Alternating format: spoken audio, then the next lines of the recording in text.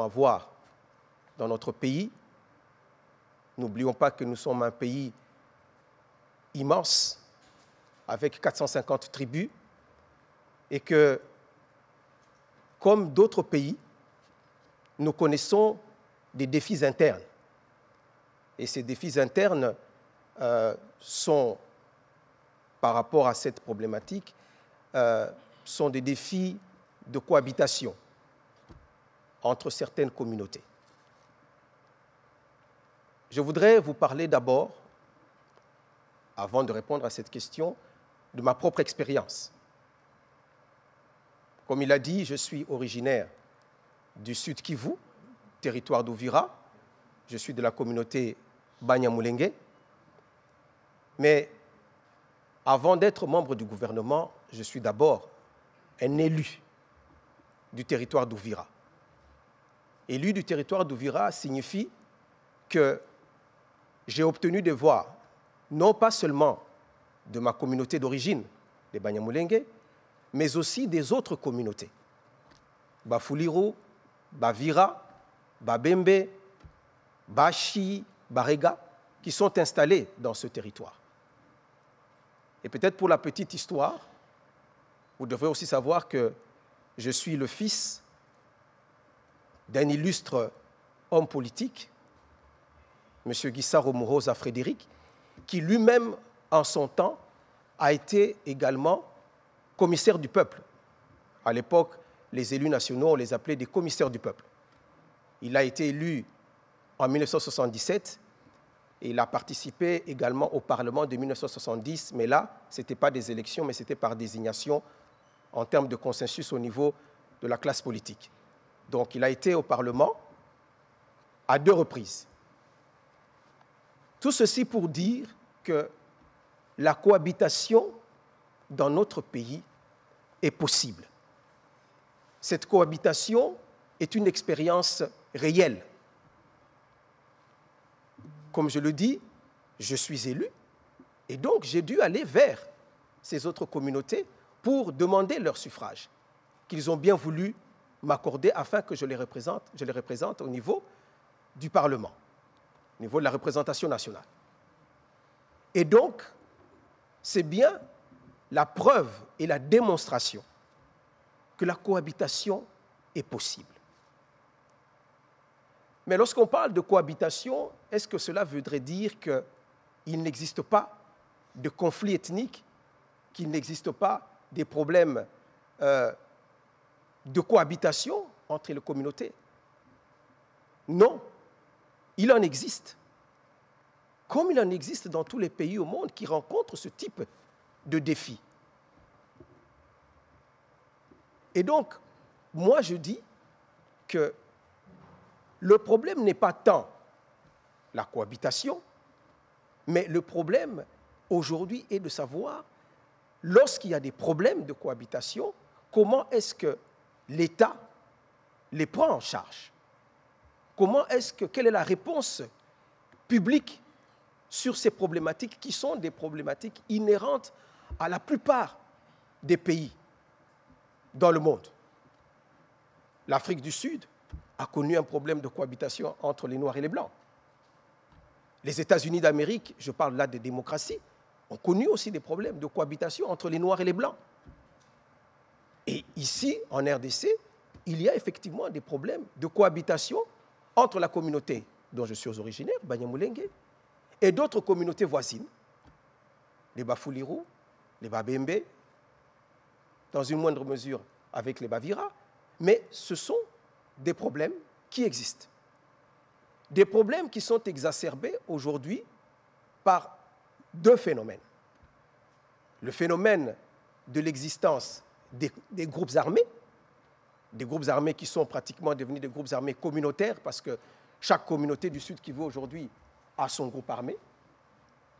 Les Bavira ont leur groupe armé, les Fuliro. La plupart des communautés du Sud Kivu ont des groupes armés. Donc ça voudrait dire qu'il y a un problème de circulation d'armes et qui font qu'au lieu de régler les problèmes comme africains au niveau de l'arbre à palabres, mais il y a malheureusement des exactions qui se font parce qu'il y a des gens qui sont détenteurs d'armes. Mais ce problème est exacerbé aujourd'hui à cause de l'ingérence d'un pays voisin qui est le Rwanda.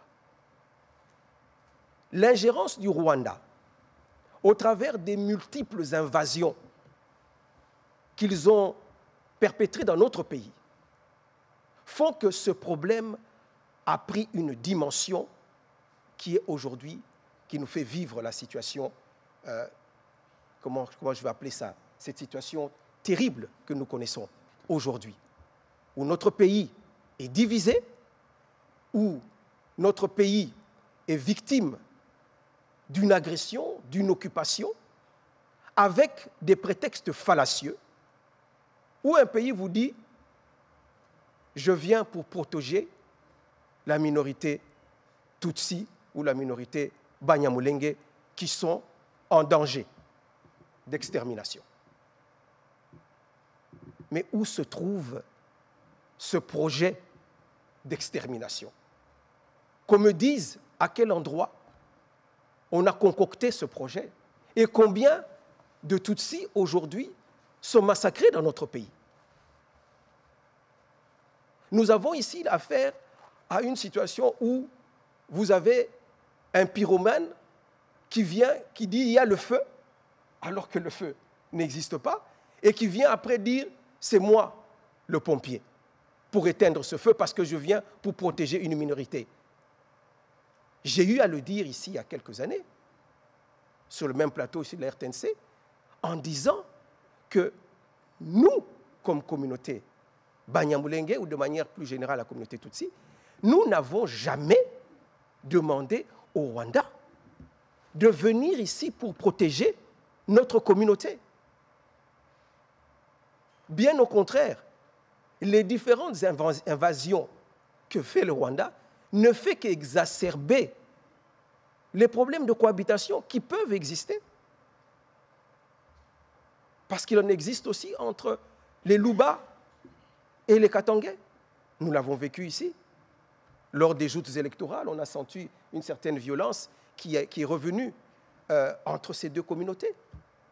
Nous le vivons aussi en Ituri, entre les Hema et les Lendu, ou encore ici, plus près de Kinshasa, entre les Teke et les Yaka.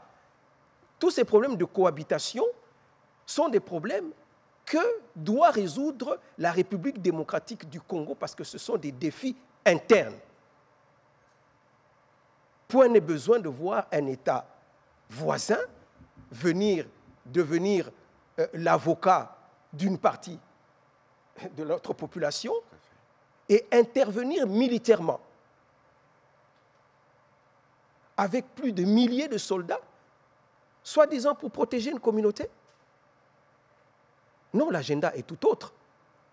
Parce que je voudrais savoir, et je pose la question, qui protège la communauté Banyamulenge installée ici à Kinshasa? Est-ce le Rwanda? C'est notre État. C'est la RDC qui les protège. Nous avons ici, à Kinshasa, des membres de la communauté. Moi, je les fréquente, je les vois tous les jours. Ils circulent librement dans les villes de Kinshasa, dans la ville de Kinshasa. Nous avons notre communauté en bon nombre à Bukavu. Est-ce que c'est les Rwandais qui les protégeaient? Bien sûr, je parle d'avant l'invasion, parce qu'aujourd'hui, ils vont dire que c'est eux qui les protègent. Non. Bien avant l'invasion, qui les protégeait? Ce n'est pas le Rwanda. Ceux qui sont à Uvira, ceux qui sont à Lubumbashi, ceux qui sont à Kolwezi, sans oublier le gros qui vit dans les hauts plateaux de Mwenga, Fizi, Uvira, à Minembwe, puisque c'est le coin qui est le plus connu. Ce n'est pas le Rwanda qui les protège. C'est notre État qui les protège. Il peut y avoir effectivement des manquements. Cela peut arriver, mais il n'est nullement question, et nous n'avons pas invité le Rwanda à venir régler ce problème. Qu'il y ait des discours de haine, vis-à-vis de cette communauté. Parce que une certaine partie de notre population... Le président de la République lui-même, le commandant suprême, l'a dit de manière claire et ferme qu'aucune communauté ne devrait être discriminée. C'est un rappel que nous faisons tous les jours. C'est un rappel qui est très, très important parce que, comme nous le savons tous, la République démocratique du Congo est un pays rempli de minorités, mais nous formons tous un seul pays. 26 égale 1, 145 égale 1, comme vous tous, vous le savez. Nous allons commencer, Monsieur le ministre d'État, la série des questions. Il y en a beaucoup, moi-même. Il y a des préoccupations pour lesquelles nous solliciterons vos éclairages, parce qu'il est important que notre population qui nous suit à travers cet exercice comprenne justement la sensibilité du sujet et la nécessité pour elle de faire toujours la démarcation entre ceux qui sont les bourreaux et ceux qui sont des dommages, parce que malheureusement votre communauté est stigmatisée et cette stigmatisation faite par le président Kagame vous expose, comme vous l'aviez expliqué tout à l'heure, aux yeux des autres communautés. Mais c'est pour ça que nous faisons cet exercice, pour que les uns et les autres puissent comprendre et faire la nuance sur cette question et nous préserver d'être considérés comme un pays où il y a une discrimination contre une communauté. Monsieur Amédée Mouarabou, allez-y pour vous. On verse dans une forme de globalisation ou même de criminalisation de toute une communauté en disant oui, vous êtes avec ces gens-là. Et j'attire l'attention ici parce que c'est ça le piège du Rwanda. C'est ça le piège du narratif rwandais. Lorsqu'ils disent nous venons pour protéger cette communauté, ils savent quelle est la réaction que cela va susciter de la part des citoyens congolais. Ça va être une réaction de rejet vis-à-vis de cette communauté en disant « Ah, c'est vous les complices. Ah, c'est vous par qui nos malheurs arrivent. Voilà. » Donc nous allons être rejetés par les autres communautés et peut-être les plus extrémistes de la communauté nationale vont même aller jusqu'à faire des discours de haine, vont aller jusqu'à faire des exactions contre cette communauté. Et le Rwanda viendra en disant, voilà ce que je vous disais. N'est-ce pas la preuve que cette communauté est maltraitée? N'est-ce pas la preuve que cette communauté est discriminée, qu'elle est stigmatisée? Parlons de la discrimination de cette communauté. On va atterrir par là avant de prendre les questions, Monsieur le ministre d'État. Parce que c'est non sans émotion que je vous parle. Évidemment. Et vous pouvez le comprendre. Je suis ministre d'État dans ce pays. Je suis élu dans ce pays. Avant moi, il y a eu des ministres d'État. Avant moi, il y a eu même des vice-présidents, un vice-président.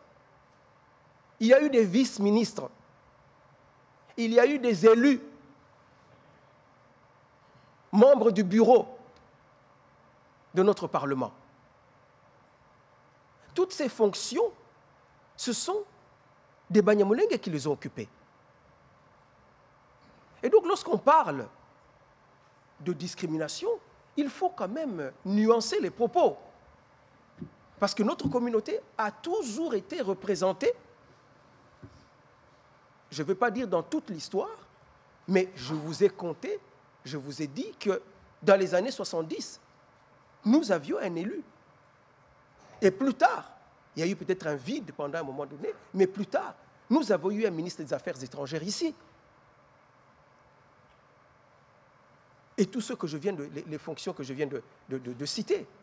Donc, la représentativité de notre communauté est une réalité aussi.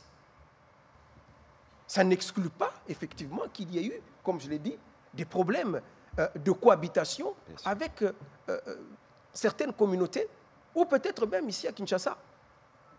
Parce que, disons les choses telles qu'elles sont, lorsque notre pays est agressé, lorsque notre pays est attaqué, mais il y a une forme de révolte ici, à Kinshasa. Et lorsqu'on voit dans la rue quelqu'un qui se promène avec mon faciès, on dit atala ba Rwandais bango. Nani bozo mukoni bozo ngana mboka na bino. Donc cette confusion qui vient dans le chef de notre population, mais quelle en est la cause? C'est d'abord les attaques. C'est d'abord l'agression. Bien sûr, l'élément déclencheur. L'élément déclencheur. Et donc, ce que nous pouvons dire aujourd'hui, c'est de ne pas verser dans ce piège qui nous est tendu. Poison rwandais. Ce piège qui nous est tendu, qui tend à nous diviser, qui tend à exploiter nos conflits, à exploiter nos divergences internes pour servir des agendas que la plupart de ceux qu'on utilise ne connaissent pas. Voilà le danger qui nous guette. Je vais peut-être m'arrêter là. Monsieur le ministre, merci beaucoup. C'était lent parce que j'avais prévenu en début de cet exercice que c'était un briefing particulier. Je voudrais, avant que nous ne puissions prendre les questions de professionnels des médias, revenir sur ce que le président de la République disait à ces sujets, à ces mêmes endroits où nous sommes, le 22 février 2024. Tout à fait. Je suis le... Qui est affecté par le fait que le Rwanda attaque notre pays et qui dit « mais vous leur ressemblez ». C'est ça le vrai problème. C'est la confusion qu'il y a parce que lorsqu'on regarde le visage des Rwandais, entre guillemets, parce que là aussi il faut préciser que le Rwanda est peuplé non pas que des Tutsis, mais il y a aussi des Hutus et qui sont majoritaires.